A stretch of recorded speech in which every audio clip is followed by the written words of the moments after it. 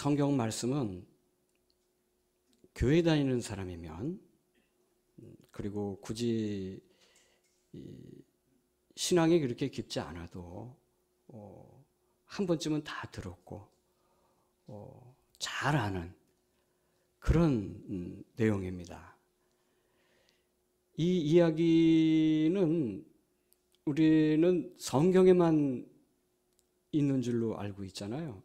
사실은 전 세계 곳곳에 오늘 성경 말씀의 주제와 비슷한 그런 설화들이 많이 퍼져 있을 정도로 굉장히 유명한 그런 이야기입니다. 타락의 도시는 멸망한다, 그런 교훈이 있고요.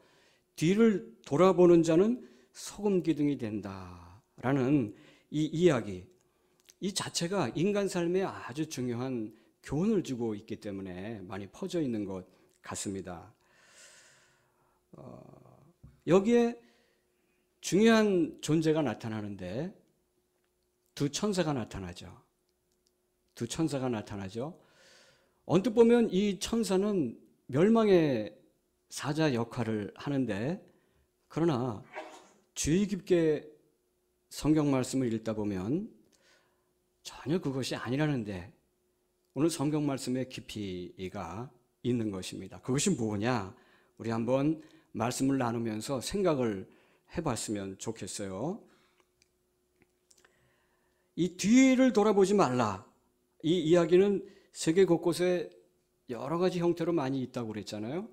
우리가 잘 아는 그리스 신화에 혹시 여러분 아시는 분 계실 거예요. 유리디스, 올페우스, 이 두 남녀가 주인공이 된 신화가 있습니다. 올페우스는 하프를 굉장히 잘 치는 그런 신입니다. 유리디스는 굉장히 아름다운 숲속의 요정입니다. 어느 날 올페우스가 유리디스를 보고 한눈에 반해버려요. 그래서 어떻게 결혼을 할 수 있을까? 저 여인의, 저 요정의 마음을 얻을 수 있을까 하다가 하프를 잘 치니까 자기가 잘하는 걸로 하프를 잘 쳐서 마음을 빼앗아요. 그래서 둘 사이는 부부가 됐습니다.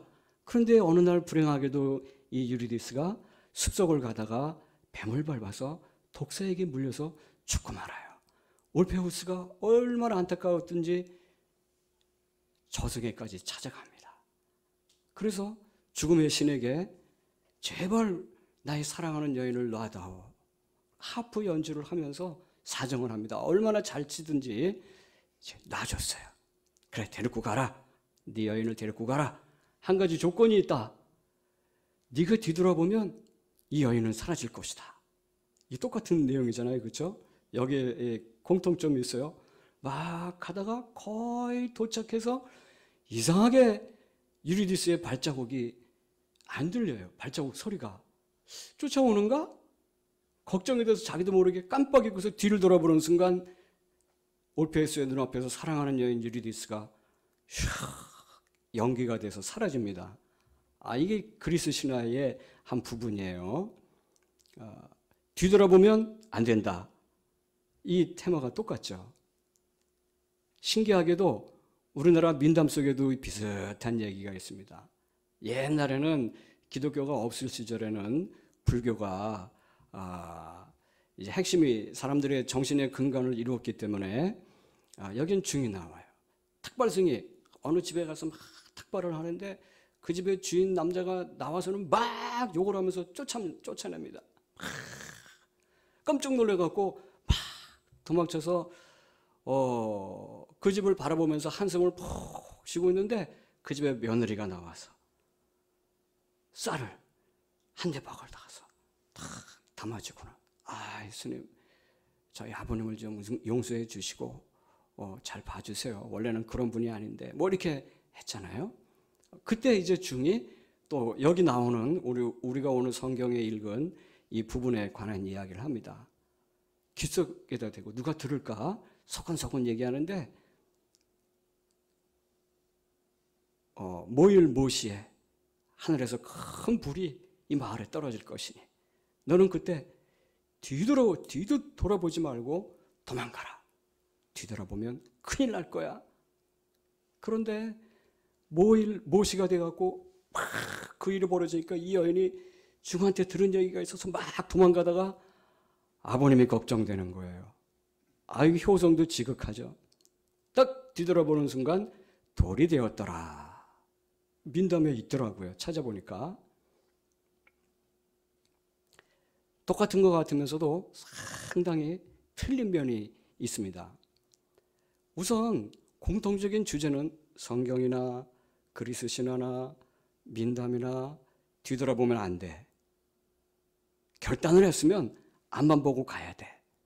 이런 거. 또 타락한 도시는 반드시 멸망하고 만다.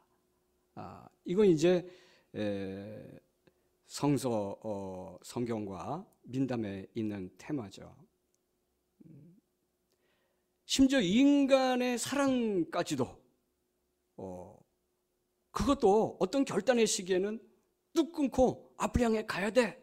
이런 이야기가 그리스 로마 신화에 있다고들 해석을 합니다. 그런지 아닌지는 잘 모르겠어요. 찾아보니까 그렇다는 거죠. 근데 우리가 눈여겨봐야 할 것은 성경의 이야기입니다. 처음에 말씀을 드릴 때 이 두 천사는 멸망의 사자가 아니라 구원의 사자다. 구원의 사자다. 이 뚜렷한 주제를 잘 구분해내야 됩니다. 그렇지 않으면 우리가 왜 교회가 필요하지? 왜 하나님을 찾아야 되지? 왜 예수님을 바라봐야 되지? 이런 불가지론에 빠지기가 쉽습니다. 왜 성경 말씀이 중요하냐? 이제부터 잘 보십시다. 죄악이 관영한 도성은 멸망한다. 소돔과 고모라. 나그네를 박하게 대접하는 마을은 이미 존재할 가치가 없다. 이 심판의 논리가 오늘 성경의 말씀에 있습니다. 그리고 민담에도 같은 논리가 있어요. 뒤로 보면 망한다라는 교훈보다 더 강한 주제죠.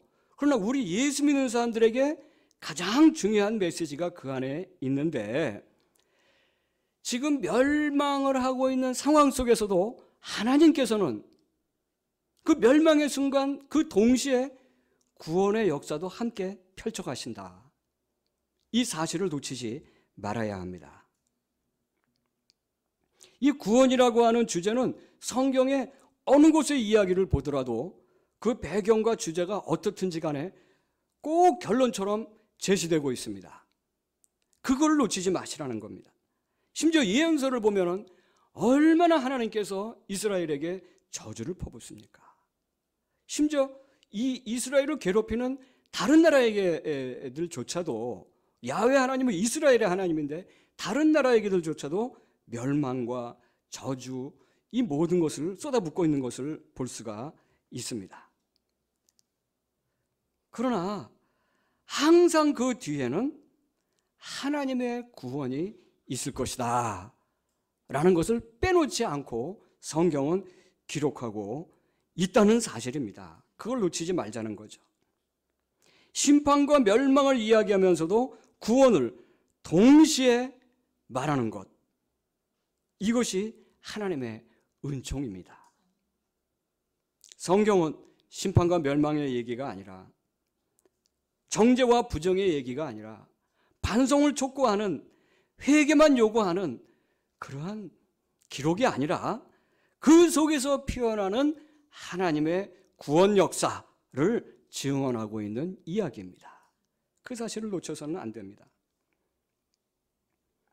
오늘 말씀 서두에 두 천사에 대한 언급을 할 때 두 천사에게는 심판과 멸망의 주 사명이 아니라 구원이 주요한 사명이다 라는 점을 미리 말씀드렸습니다. 오늘 본문 앞에 보면 아브라함이 두 천사를 미리 만나서 아주 길고 긴 협상을 하는 장면이 나옵니다.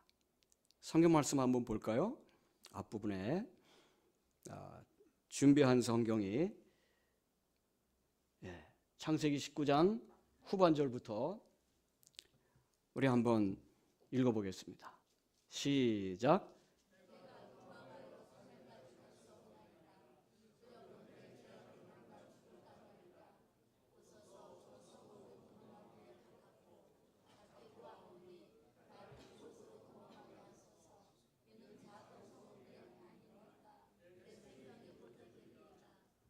아멘.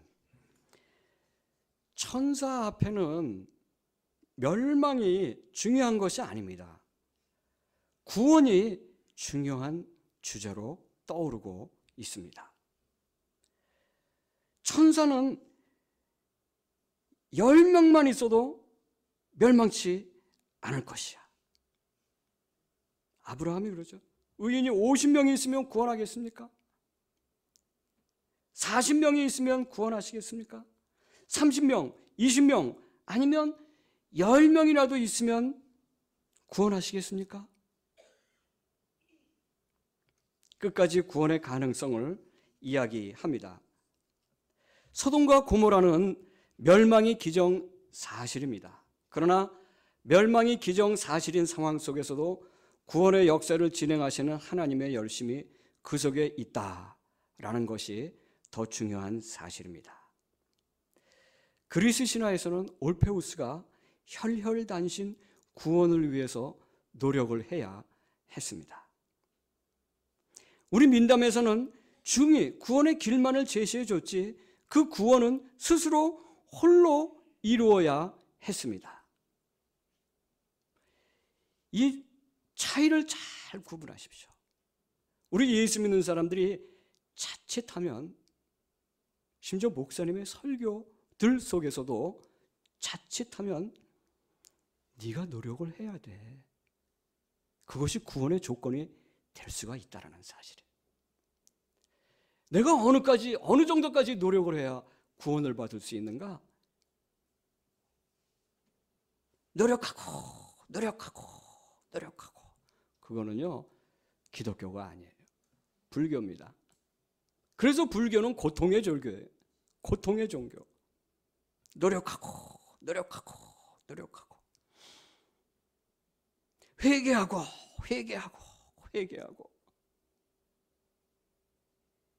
어느 세월에 축제를 즐기겠습니까? 구원의 기쁜 소식을 우리가 우리의 삶으로 적용하겠습니까? 오늘 말씀은 사실 그 뒤에 나오는 부분인데 아무리 생각해도 안 될 것 같아요. 아무리 생각해도 안 될 것 같아. 어떻게 그 산까지 도망할 수 있을까? 염려하는 롯이 천사가 저 산까지는 갈 수가 없으니, 롯이 그러죠.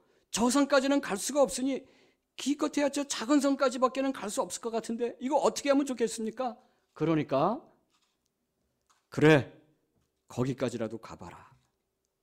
우리는 흔히 이 부분을 많이 놓칩니다. 많이 놓쳐요. 그러나 여기에 기독교의 독특한 면이 있어요. 구원은 우리의 겨자씨만한 믿음을 근거로 그거보다 몇만 배나 더 크신 하나님의 은혜로 보답하신다. 이게 구원의 본질입니다. 이 사실을 잊지 마십시오. 롯이 그곳까지 가겠다고 한 그 성의 이름이 뭔가요? 소알입니다. 소알. 소알은 아주 작다. 작은 성읍이에요. 작은 성읍. 하나님의 구원이란 우리가 하나님이 기대하실 만한 그 어떤 일을 해서 거기에 대한 보상으로 받는 것이 절대 아닙니다. 만일 그렇다면 우리는 절대 구원받을 수가 없어요. 그것이 우리가 뛰어갈 수 있는 것 정도의 보잘것없는 것일지라도 그것이 하나님의 구원의 가능성으로 간주해 주시고 우리를 구원해 주신다. 오늘 말씀은 그것입니다. 여러분, 우리가 많은 노력을 하고 여기까지 왔어요. 늘 제가 이 자리에서 말씀을 드리지만 이 겉만 보면은 많은 사람들이 놀라워합니다. 아니 여기에 이런 데가 있었어? 심지어 목사님들도 이곳을 모르는 분들이 많아요. 이제 5월이 되면은 아름다운 장미꽃이 우리 이 벽을 장식을 해서 사람들이 등산객들이 거기서 사진을 찍고 야 멋있다. 벚꽃도 멋있었지만 그럴 때가 이제 또 곧 와요. 겉만 보면은 야 여기는 돈이 많은 데인가 보지. 이토록 아름다운 동네에 이토록 훌륭한 건물을 짓고 혹시 들어와 봤으면 번듯한 시설들이 있고 말이죠. 여기까지 어떻게든지 왔습니다. 우리가 왔어요. 그러나 여러분 그 시작은 어땠습니까? 그 시작은 매우 작은 곳에서부터 출발을 했어요. 거기엔 또 희생도 많이 따랐고 많은 실망도 있었을 것이고 좌절도 있었고 그러나 시작은 너무나도 작았어요. 심지어 이 길이 맞는지 어떤지 알지도 못한 채 우선 끌어안아 보자. 우선 대접해 보자.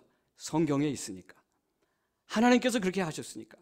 예수 그리스도께서 그 길을 보여주셨으니까 우선 그렇게 해보자 하고 시작한 작은 첫걸음이 여기까지 온 겁니다.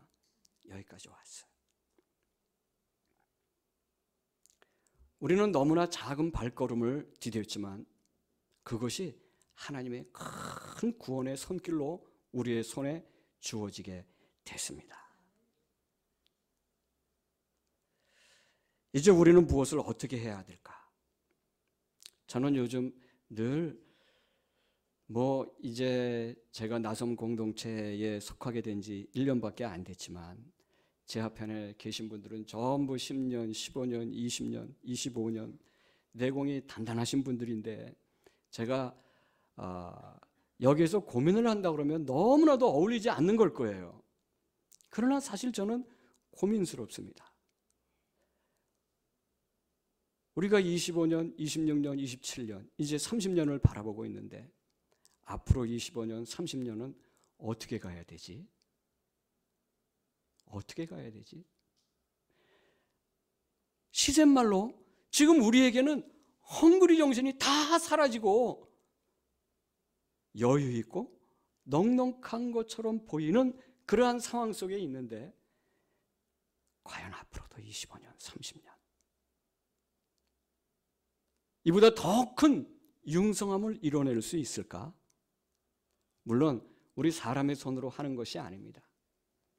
하나님께서 해주셨기 때문에 앞으로도 50년, 100년 끝없이 하나님께서는 나성 공동체에게 저에게 복을 주실 것을 저는 믿음하지 않습니다. 그럼에도 불구하고 우리가 잊지 말아야 하는 것, 아주 작은 것, 우리가 할 수 있는 최선의 노력으로 가지만 겨우 여기까지밖에 갈 수 없는데 이래도 되겠습니까? 할 만한 것. 최선의 노력을 기울여도 저기까지 가야 되는데 우리가 이 무서운 멸망을 피하려면 저기까지 가야 되는데 최선의 노력을 다해도 요 정도까지밖에 못 갈 것 같아요. 이거 어떻게 하겠습니까? 그래도 된다는 거예요. 아주 작은 발걸음을 소홀히 여기지 말고 작은 발걸음이라도 꾸준히 하나씩 가자는 것입니다. 그래야 한다는 것입니다. 이 절망적인 상황, 그 상황이 벌어지는 그 순간에 성경 말씀을 보니까 어떤 현상이 생기고 있습니까? 서알에 갔더니 거기에서 뭐가 생겼다고요? 해가 돋았더라. 네? 해가 돋았더라. 하나님의 긴 시험이 끝나고 하나님의 구원의 언약이 분명하게 이루어졌다. 해가 돋았더라. 이것은 구원의 약속을 의미합니다. 이와 같은 식의 상징으로 무지개가 있습니다. 노아의 홍수 뒤에 하나님은 무지개를 세워놓고 구원의 징표로 삼았습니다. 무지개의 존재는 무엇입니까? 이슬 같은 물방울이 햇볕에 비쳐서 색깔을 드러내는 것이 그게 무지개입니다. 그것은 거대한 홍수에 비해서 얼마나 작고 연약한 겁니까? 작은 물방울 하나. 거대한 홍수에 비하면 물방울 하나는 아무것도 아니에요. 사랑하는 나섬의 성도 여러분, 이 세상에서 우리를 향해서 덮쳐오고 있는 이 세파라고 하는 것은 우리 한 사람 한 사람 한 사람과 비교해서는 너무나도 엄청난 거예요. 우리는 그 세파 앞에 서면은 너무나도 작은 물방울과 같은 존재입니다. 그렇지 않습니까? 얼마나 연약합니까? 우리가 할 수 있는 것들이 얼마나 작습니까? 그러나 우리는 그럴수록 하나가 돼야 되고 모여 있어야 되고 자꾸 와 봐야 되고 내가 할 수 있는 작은 발걸음을 하나씩 하나씩 여기에서 함께 딛고 나아가야 한다는 것입니다. 이것이 우리 나선 공동체의 하나님의 구원을 이루어가는 독특한 방식일 줄로 믿습니다. 앞으로도 그렇게 갑시다. 구약 성경에 보면은 소알이라는 곳이 의외로 여러 군데 나옵니다. 창세기 13장, 19장, 이사야 15장 5절, 에레미야 48장 4절, 34절 이런 것에 보면은 여러 곳에 언급이 되고 있는데 거기에 보면은 소알, 작은 마을이다. 그렇지만 불의 재앙이 내릴 때마다 유일하게 그 재난에서 피한 피난의 마을로 이스라엘의 역사 속에서 반복해서 나타나고 있습니다. 이 소알이란 작은 마을 속에서 구원이 시작된 것을 읽다 보니까 문득 미가서 5장 2절에 예언된 예수 그리스도 탄생이 되는 그 마을 베들레헴에 대한 예언이 생각납니다. 한번 찾아봤는데 우리 같이 볼까요? 미가서 5장 2절 다 같이 한번 읽어보겠습니다. 시작.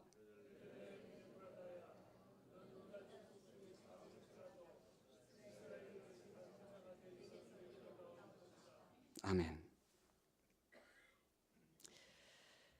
예수님께서 태어나신 곳도 아주 작은 곳이었어요. 동네도 작고 그 작은 곳에서도 작은 마구간. 그렇죠? 이 세상의 모든 거대한 하나님의 구원 역사는 아주 작은 것에서부터 출발한다는 것. 아주 작은 것에서부터. 여러분, 생각하십시다. 내가 할 수 있는 가장 작은 것이 무엇일까? 이 나선 공동체 안에서, 이 나선 교회 안에서 내가 맡아서 해야 되는 것 말고도 내가 할 수 있는 일 가장 작은 것, 그것이 무엇일까? 기도할 수 있는 분은 기도하세요. 시간이 좀 넉넉하신 분은 또 다양한 모습으로 헌신하세요. 우리가 돈을 다 잘 벌어서 헌금을 많이 해서 우리가 원하는 길을 한꺼번에 큼직큼직하게 갈 수 있으면 그것도 얼마나 좋습니까? 사실 그게 잘 안 돼요. 자본주의는 경쟁의 사회이기 때문에 치열한 경쟁 속에서 누구는 많이 갖고 누구는 조금 갖고 누구는 아예 못 갖습니다. 하나님의 구원 역사는 그런 데서 생겨나지 않아요. 오히려 물질의 유무 이것을 이야기하는 거 아닙니다. 크고 작음 이런 것을 얘기하는 게 아니에요. 내가 할 수 있는 최선의 발걸음 그것을 모으고 모아서 같이 걸어 나가자는 것이죠. 아주 작은 나의 발길, 아주 작은 나의 헌신, 아주 작은 나의 노력 이것을 하나님께서 거대한 구원 역사의 발판으로 인정해 주신다는 것입니다.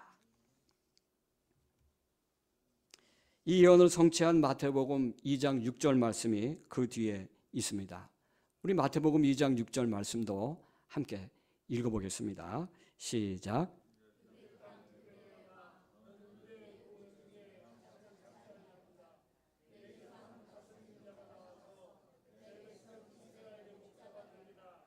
아멘.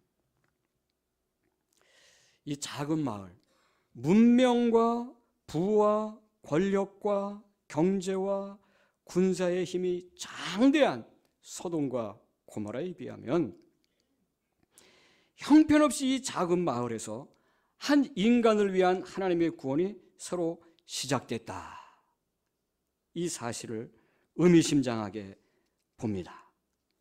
유대 땅에서 가장 작은 족속인 베들레헴 에브라다. 그것은 온갖 권력과 외식하는 자들과 그들과 함께하는 로마 관리들과 군사의 힘이 장대한 예루살렘에 비해서 형편없이 작을지라도 거기에서 하나님의 구원의 새로 시작되는 의미심장한 역사, 너무나 잘 알죠. 예수 그리스도의 구원의 역사가 시작됐습니다. 사랑하는 나섬의 성도 여러분, 하나님의 구원을 원하십니까? 뒤돌아보지 말고 떠나야 됩니다. 아주 작은 결단이라도 하셔야 합니다.